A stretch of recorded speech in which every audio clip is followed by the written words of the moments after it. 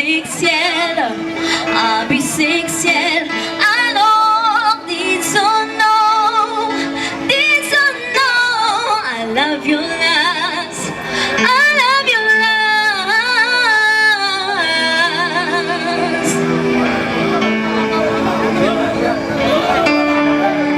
Kale na kuacha mabaya na ile ambayo kila mtu anaweza kufanya juu ya kuendesha umoja wa taifa na kuja pamoja. Hii nchi inakuwa na potensiali nyingi sana zenye zinaweza kutusaidia, na hii nataka niwashukuru watu wa Butembo kwa namna mmenipokea, na labda mbele ningependa nizungumze na kijana moja na mama moja, labda na baba moja, juu ya shida ambazo na namna gani mnakuwa na swali ambayo mnawaza kama ingilitajika, sababu mimi nadhani sisi tunaweza kuwa na mpango sawa vile nawaambia, tunakuwa na mpango wa ujenzi, lakini tunapenda pia kusikia namna gani tunaweza kuongozana.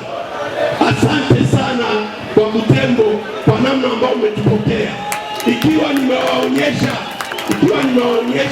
kusema muwe nguvu, ni kusema kwa ndugu wa Butembo, wakati nanyosha mkono hivi, ni kusema ingawa batutendee mabaya, ingawa batuchinje, ingawa bafanye vyote vyenye banafanya, Butembo tutabakia nguvu, na ni lazima tubakie nguvu kuonyesha maadui wa nchi yetu kama tutashinda. Hatutaacha hii nchi wengine ndio watutawale au tuwe chini ya uongozi ya watu wengine. Ni wote mpandishe mkono kusema tutashinda, tutashinda, tutashinda. Hatutakubali kuachia wengine ulongo ya baba yetu. Asante. Tunakuwa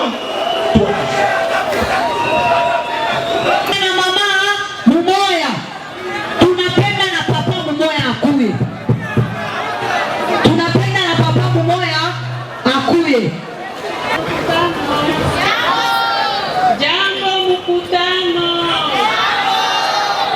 mie shida yangu,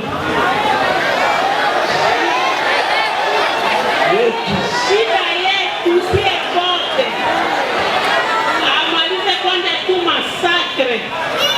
Ile masakre itakuwa kishaisha, tukisha kwa uhuru tutakuwa bien. Tena kisi niko hapa, niko kukimbizi, nilitoka Eringeti. Sina kwenye niko, manake shida yetu tu vita iishe. Karibu kwetu, kwa mwenye unakuya basi Mungu akubariki. Na jina langu ni Kabuo Micheline, mina pia nilie hapo mpweke, amalize kwanza masakre. Kwa leo hali yenye jeshi yetu inakuwa nayo inakuwa shida, na tujue kama hakuna mtu ambaye anaweza kuchungwa na nyumba ya mwingine, haiwezekani. Ndio maana nimesema kama kitu ya kwanza yenye tutafanya, ikiwa nyinyi wananchi mnakubali kutupatia responsabilite ya kuongoza hii nchi, priorite ya kwanza itakuwa kuwa na jeshi lenye liko na uwezo. Na mimi nataka niambie vijana wenye liko hapa, si Wakongomani hatuko waparesseux, si Wakongomani hatuko wajinga. Sisi Wakongomani tumefanya vita dunia mzima, na kila mwenye Mkongomani alienda pigana, aliwina vita, aliganye vita. Lakini kwa kuganye vita inalomba tuwe na wenye wataifanya, wenye wanatayarishiwa na wanapewa vifaa. Kwa leo mimi naisema wazi hadharani, kwa leo jeshi haina uwezo wa kufanya kazi yake. Ni lazima kama tuko na mali tupatie kwanza jeshi ifanye kazi yake, ndio tunaweza kumaliza masakre. Asante. Lakini tukisema teseka, hivi mimi tunateseka. Usiku inafika 19 tunalala deja. Hivi mwingine wanatulelisha ma 19. Tukisema teseka, tunakuwa kama kuku. Okay, je vous remercie.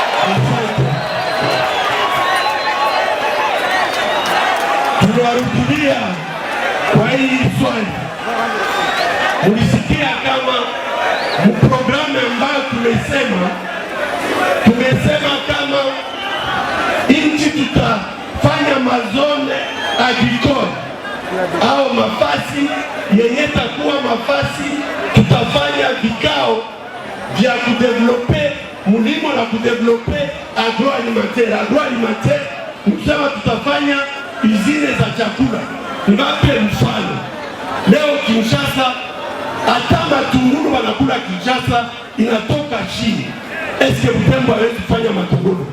Tunaweza, lakini shida ni ile yenye mzee anasema, namna gani chakula itafika kwenye napashwa enda. Hivi tunatoka muzoni mu 2024, mkinipatia vote yenu mu 2024 tutafanya yenye tunaita huku munaijua muna nyingine, lakini itakuwa urgence agroalimentaire.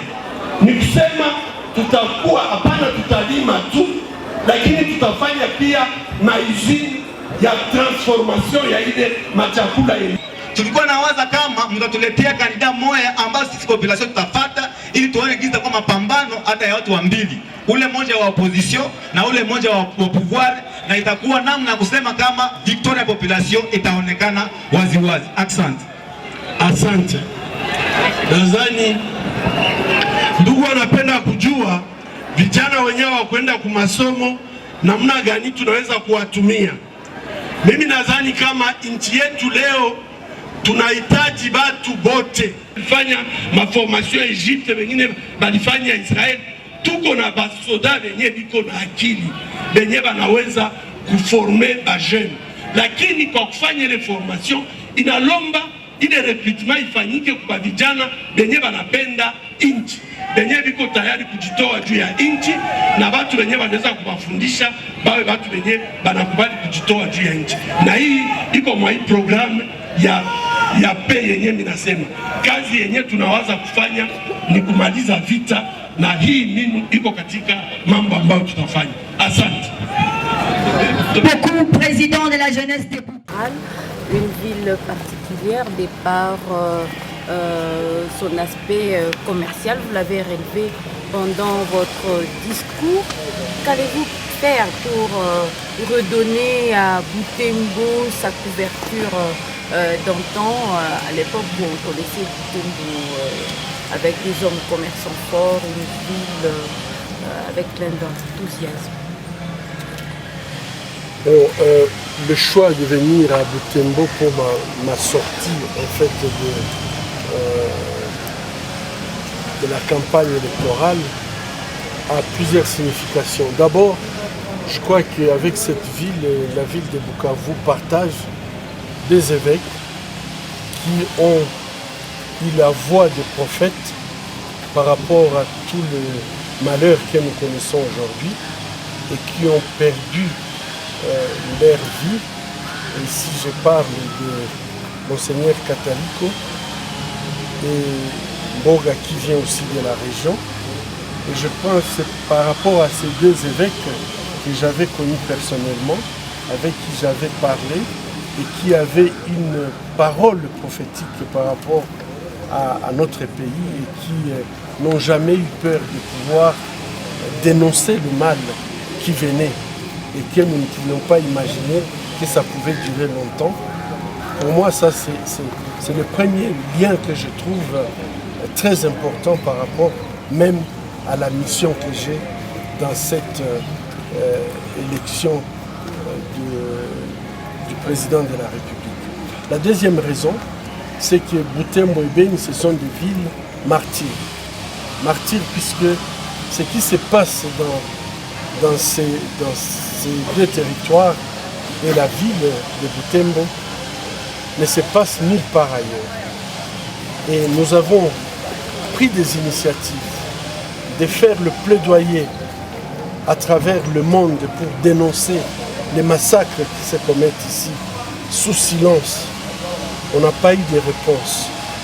Et pour moi, je crois que venir ici à Butembo comme candidat président, c'est pour pouvoir dire il n'y a pas de fatalité. Il faut absolument que nous puissions retrouver Butembo Beni d'antan, où les gens peuvent vivre en paix, avoir des projections et de pouvoir mettre leurs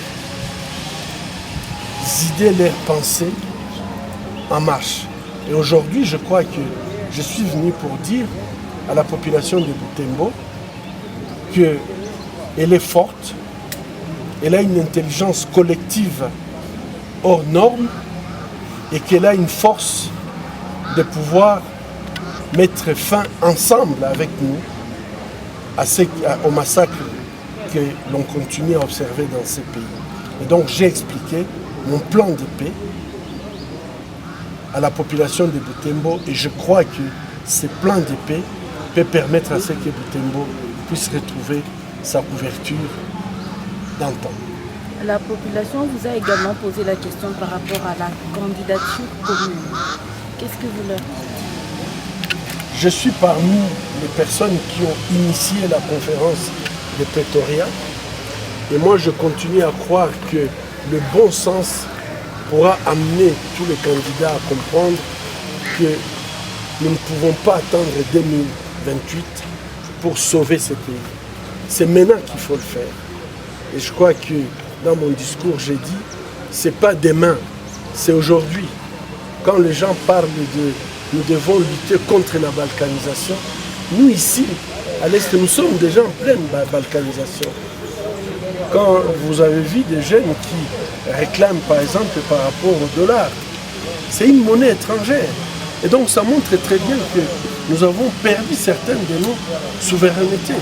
Et moi je pense que la meilleure façon de pouvoir changer les choses, c'est vraiment de pouvoir dans des élections à un seul tour, il faudrait que les candidats de l'opposition se mettent ensemble pour trouver un candidat, partager le programme et pouvoir l'envoyer pour qu'il affronte les candidats de la majorité.